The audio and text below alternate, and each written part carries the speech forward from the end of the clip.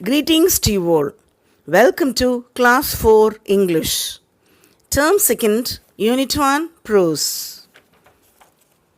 Affection, Appa. Dear children, today we are going to deal this lesson in detail, Tamil and English explanation with a lot of images. நிறைய pictures எல்லாம் வச்சு Tamil and English explanation. Listen carefully, okay? Such a fantastic, superb lesson, heart-touching.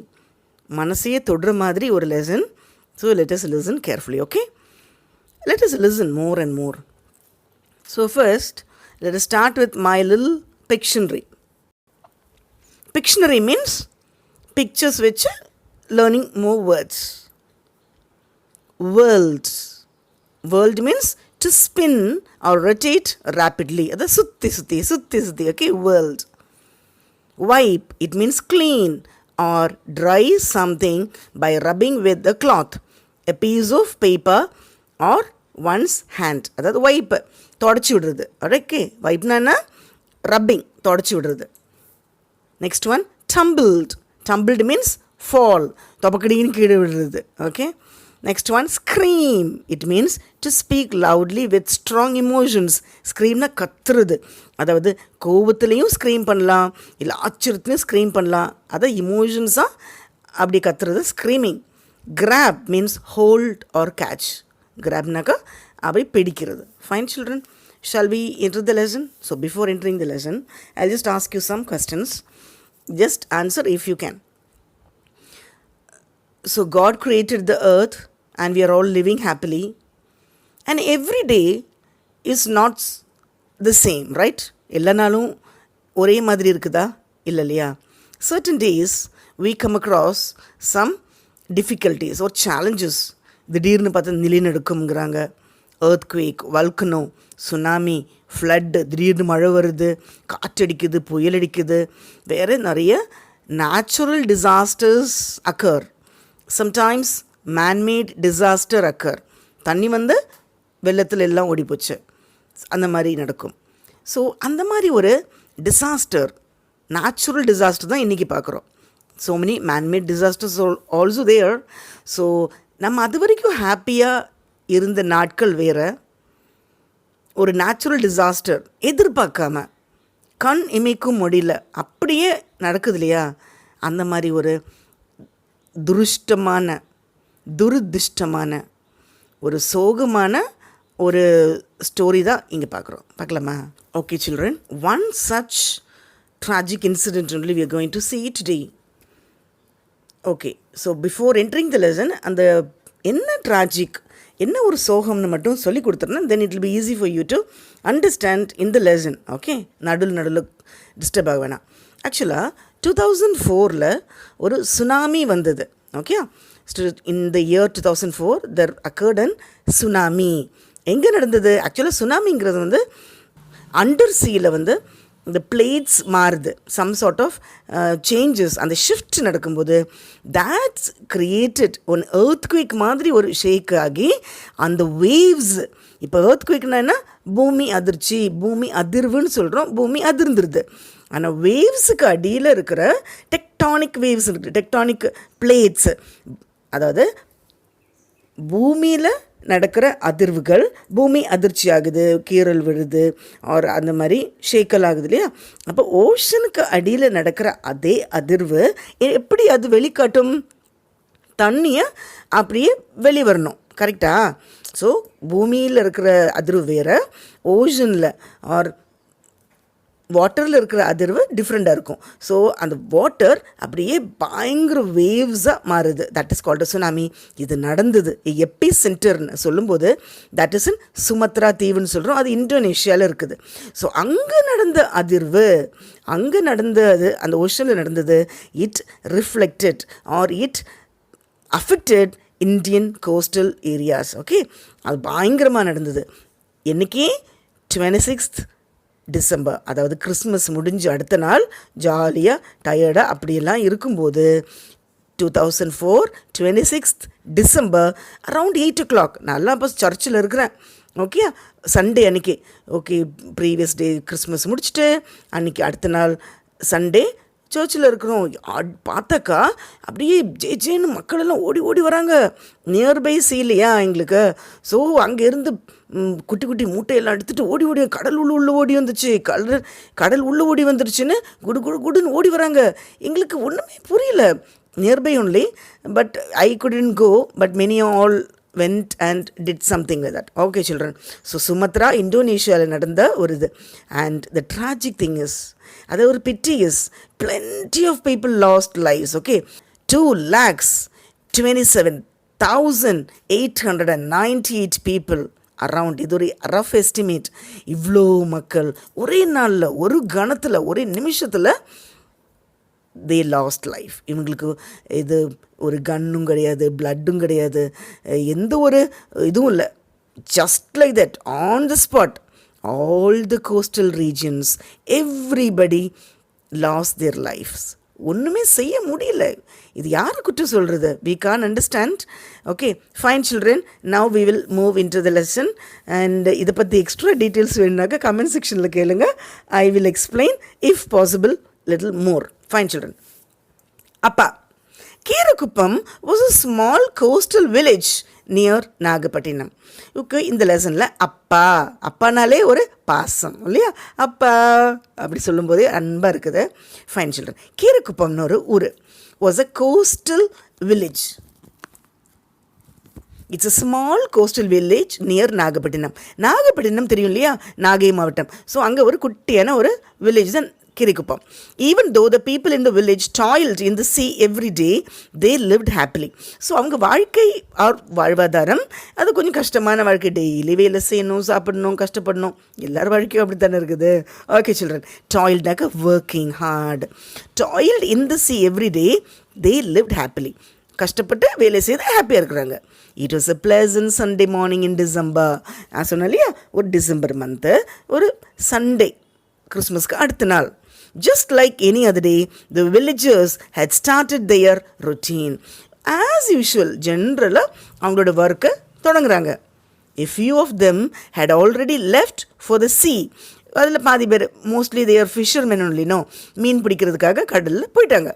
Left for the sea, and the others were preparing to go to sea for fishing. So for fishing, the people are getting ready. Some of them already went, boat எடுத்துட்டு ஐலசா அப்படின்னு உள்ள போயாச்சு. இன்னும் பாதி பேர் they are ready to go for fishing. Meena's family was also at the shore to see of her father going to the sea. So இப்போ இங்கே ஒரு குட்டி பொண்ணு மீனாஸ் ஃபாதர், மீனாவோட அப்பா மறுபடியும் ஃபிஷ்ஷிங் பண்ண போகிறாங்க. So they wanted to tell bye, டாட்டா டாடி சொல்கிறதுக்காக. சி ஆஃப்னாக்கா டாட்டா சொல்கிறது. Okay, so Meena's father is about to go into the sea. சரி, அப்பா போயிட்டு வாங்க சொல்கிறதுக்காக மீனா அம்மா எல்லாம் ரெடி ஆகிறாங்க. After the men sailed into the sea, the women would return to the other tasks that needed their attention. சரி, அப்பாவுக்கு பை பை சொல்லிட்டு they have a lot of work, no? வீட்டுக்கு வந்து சமையல் பண்ணும் and sweeping, mopping, all other work. So அப்பாவுக்கு by சொல்லி they wanted to come to house. And the children would play under the coconut trees in the village. இது normal days or regular routine. அப்பா வேலைக்கு போயிடுச்சு, mother will come to house and do the work. Children, சேட்ட பசங்க, always playing. And that too Sunday. Sunday சும்மா இருப்பாங்களா? Okay, jolly they'll play. The village bell was about to strike 8 times. It was around 8 o'clock. சொன்னேன் இல்லையா, ஒரு 8 மணி ஆட்டம். Every time தான் search bell எல்லாம் bell அடிக்கும். சரியா, அது 6 o'clockனா 6 மணி, 7 o'clock, 8 o'clockலாம் மணி அடிக்கும். ஸோ 8 மணி அடிக்க போகுது. The bell caretaker was ready to ring the bell. Bell அடிக்கலான்னு இருக்கும்போது just then he saw that the sea water receded a few hundred meters. அப்போ பெல் அடிக்கலான்னு இருக்கும்போது தண்ணி, அது Nagapattinam, just near the coastal area இல்லையா, அவங்களுக்கு பக்கத்தில் தான் sea இருக்குது. ஸோ பார்த்தாக்கா அன்னைக்கு பார்த்து கொஞ்சம் டிஃப்ரெண்ட்டாக இருக்குது சீயே. இந்த கடல் உள் வாங்கிருச்சு. கடல் என்ன பண்ணுது? உள்ளே போகுது. அடப்பாமே, இப்போ தானே நல்லா இருந்தது. So suddenly the sea is going inside. உள்ளே போகுது. அதை few 100 meters உள்ளே போகுது. அப்போ எல்லாருக்கும் டிஃப்ரெண்ட்டாக இருக்குது.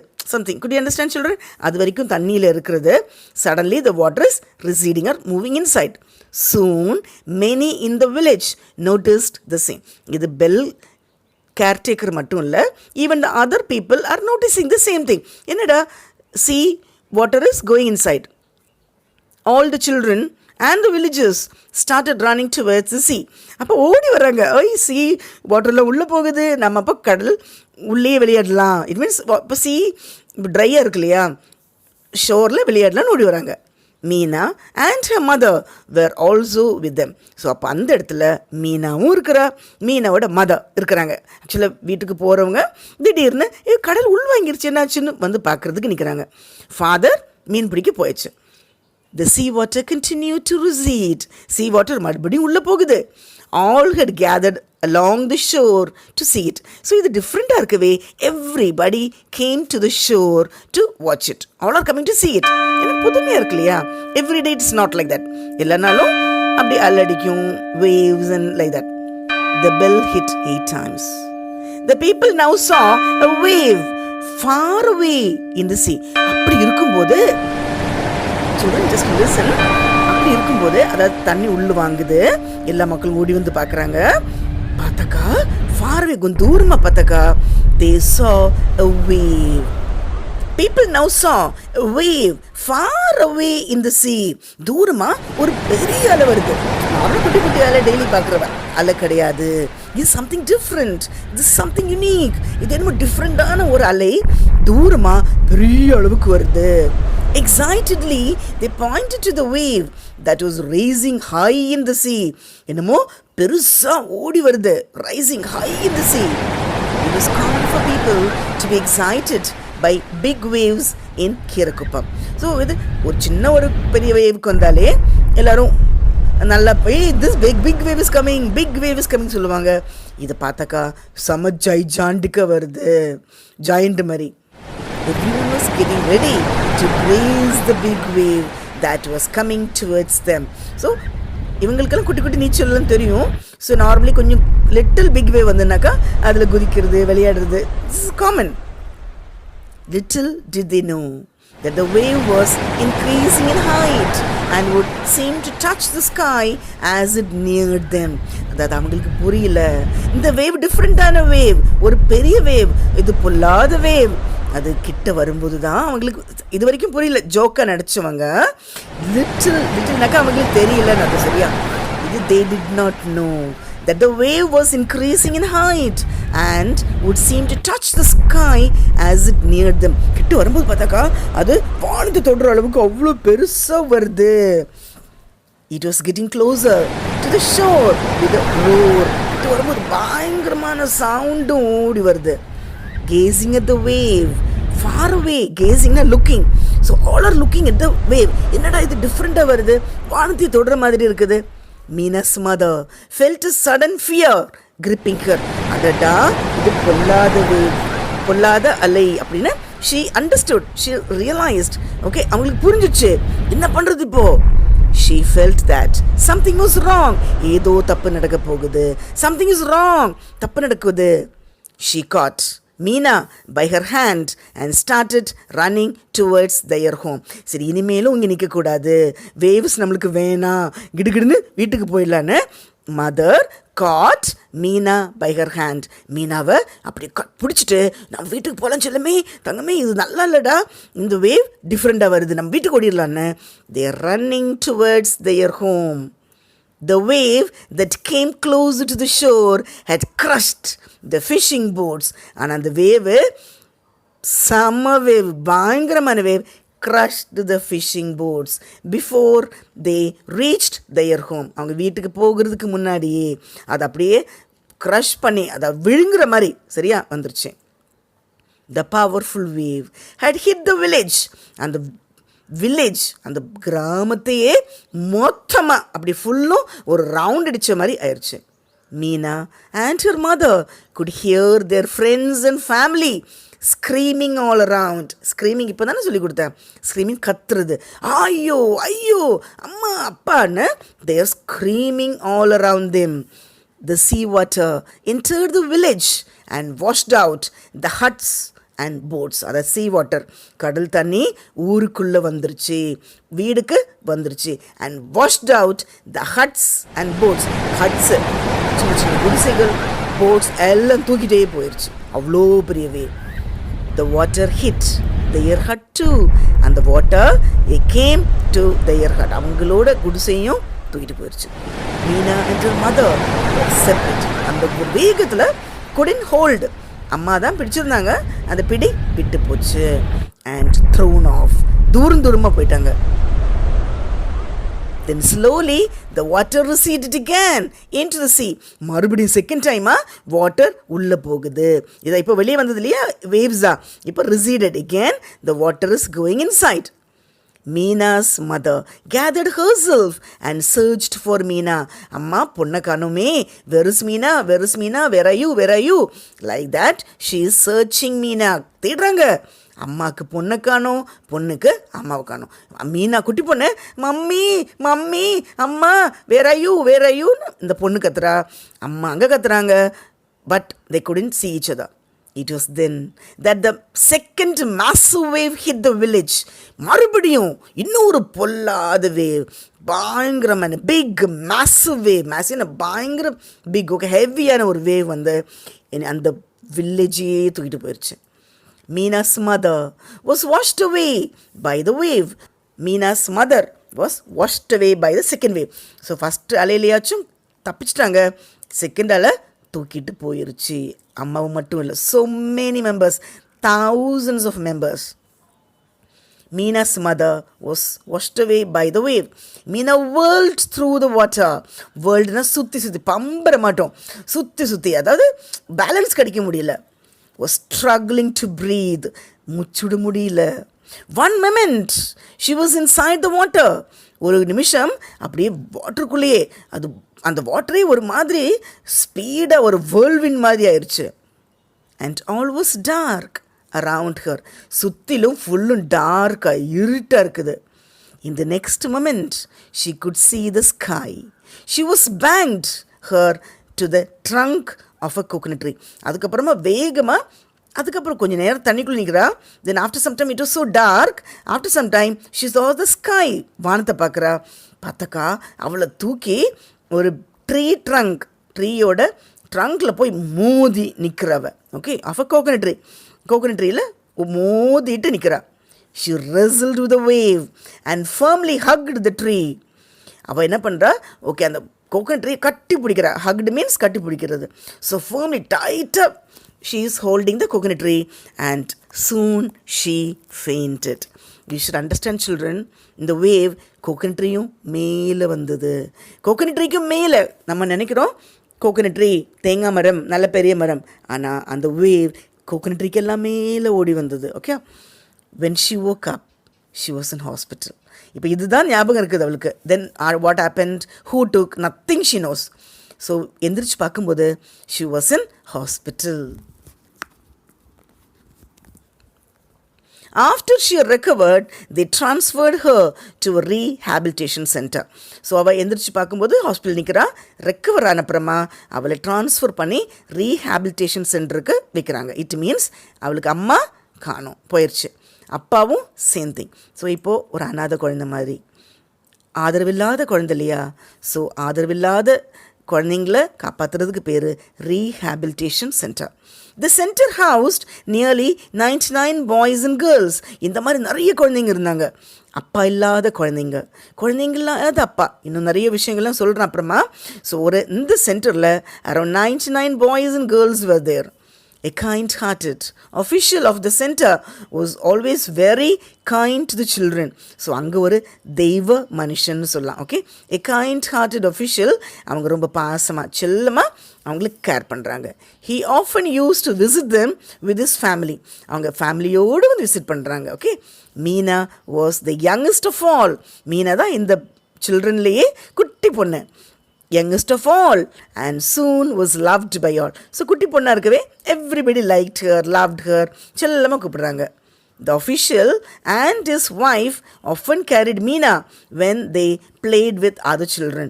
So மற்ற பெரிய பசங்க எல்லாம் விளையாடிட்டு இருக்கும்போது Meena was alone, so they used to carry. இது குட்டி பொண்ணு இல்லையா? All children used to call them அம்மா and அப்பா. இந்த ஆஃபீஸர் இருக்கிறாங்க இல்லையா, இந்த பாசமான இந்த ஆஃபீஸரை எல்லாரும் அம்மா அப்பான்னு கூப்பிடுவாங்க. After 3 years, the official was transferred in the office. இந்த ஆஃபீஸர் ட்ரான்ஸ்ஃபர் ஆகிட்டாங்க, வேறு இடத்துக்கு போயிட்டாங்க. He and his family continued to visit the center once a year for the next 5 years. ஆனால் அவங்க வேறு ஊருக்கு போனாலும் இந்த ரீஹாபிலிட்டேஷன் சென்டரை மறக்காமல், ஐயோ நம்ம பசங்க அப்படின்னு சொல்லி they used to visit once in a year. அப்பப்போ வந்து பார்த்துக்கிறாங்க. ஒரு 5 இயர்ஸ்க்கு அடிக்கடி வந்து பார்க்குறாங்க. Meena now opened her eyes. Her cheeks were moist. அந்த நாள் நினைக்கும் போது அப்படியே கண்ணிலேருந்து கண்ணீராக கொட்டும். எப்படி இருந்த ஃபேமிலி, எப்படி இருக்க வேண்டிய ஃபேமிலி இப்படி நிலை குலைஞ்சு போயிடுச்சு அப்படின்னு. என் அம்மா எப்படி இருந்தாங்க, அப்பா எப்படி இருந்தாங்க, டாட்டாப்பா காமிச்சிட்டு வீடு வரக்கூட முடியலையே, அதுக்குள்ளே நம்ம ஃபேமிலி இப்படி ஆயிடுச்சுன்னு நினைக்கும் போதே ஹர் சீக்ஸ் வர் மாய்ஸ்ட், அதாவது அழுது கண்ணீர் வந்துருச்சு. சீக்ஸ்னால் கண்ணெல்லாம் நனைஞ்சிருச்சு. All the seem like it happen yesterday. என்னமோ நேற்று நடந்த மாதிரி இருக்குது. ஐ காண்ட் ஃபர்கெட் இட், மறக்க முடியலையே. The school bell rang and Meena wiped cheeks to get ready for her English class.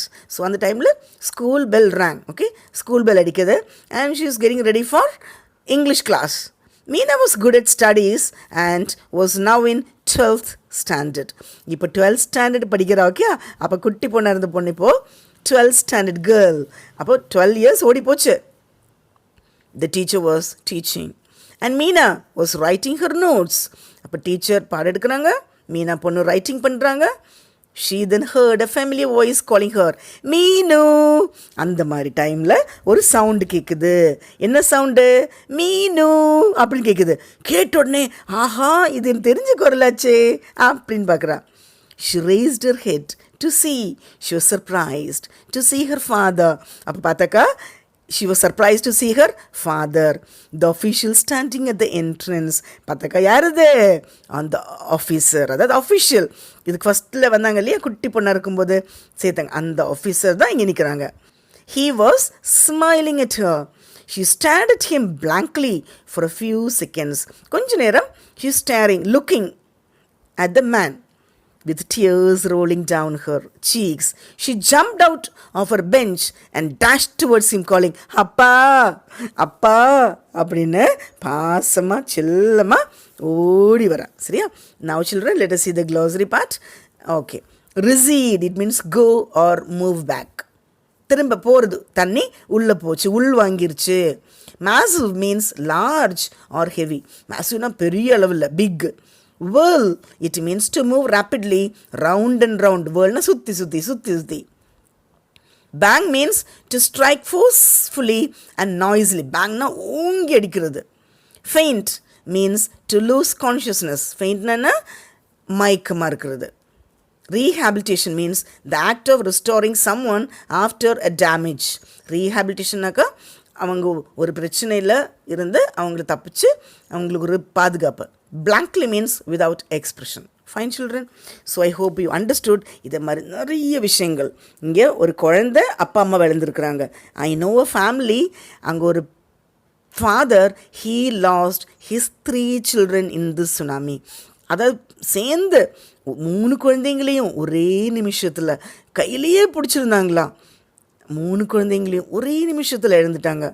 So அதோட கதையெல்லாம் கேட்கும்போது eyes will really water, okay. அந்த மாதிரி ஒரு சிச்சுவேஷனாக்கும் படிக்கிறோம். Fine children, you can listen, you can read again, and do not miss to watch book back exercise videos and other lesson explanation videos. Thank you.